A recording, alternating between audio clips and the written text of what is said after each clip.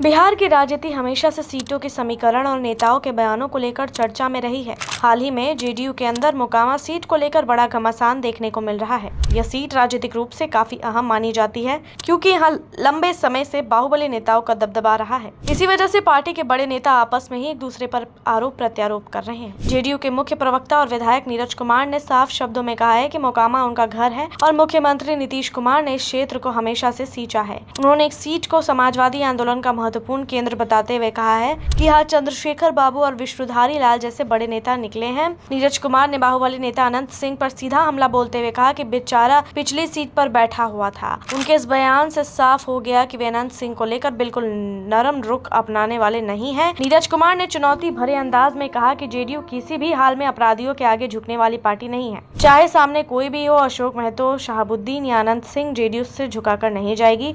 उन्होंने कोर्ट के फैसलों का हवाला देते हुए कहा कि कुछ लोग आज भी अनंत सिंह को अपराधी नहीं मानते, जबकि हाई कोर्ट ने उन्हें समाज के लिए कलंक कहा है। नीरज ने यह भी आरोप लगाया कि सरकार में रहते हुए भी अनंत सिंह कई बार जेल गए, जिससे साफ है कि उनकी छवि सही नहीं है। यही नहीं, नीरज कुमार ने केंद्रीय मंत्री ललन सिंह और मंत्री अशोक चौधरी पर भी निशाना साधा। उन्होंने कहा कि जो नेता खुद को ताकतवर बताते हैं वो पिछले सीट पर बैठे नजर आए। नीरज के मुताबिक अगर कोई कार्यक्रम जेडीयू का होता तो उसमें इस तरह की तस्वीरें नहीं दिखती।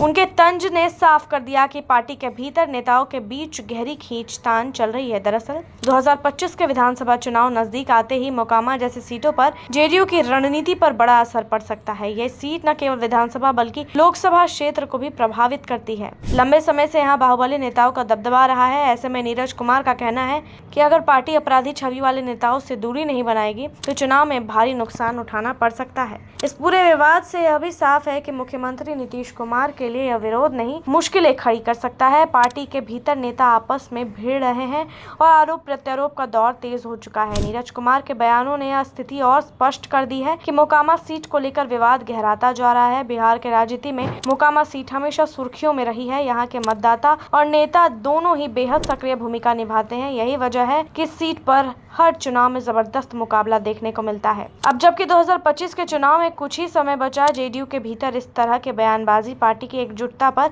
सवाल खड़े कर रही है। कुल मिलाकर कहा जा सकता है कि मोकामा सीट को लेकर जेडीयू के भीतर मचा यह बवाल पार्टी की रणनीति पर बड़ा असर डाल सकता है। चुनावी माहौल जैसे जैसे नजदीक आएगा यह विवाद और गहराएगा। नीतीश कुमार के सामने सबसे बड़ी चुनौती यही होगी कि वे अपनी पार्टी को एकजुट रखें और अपराधी छवि वाले नेताओं से दूरी बनाकर साफ सुथरी छवि के साथ चुनाव में उतरे।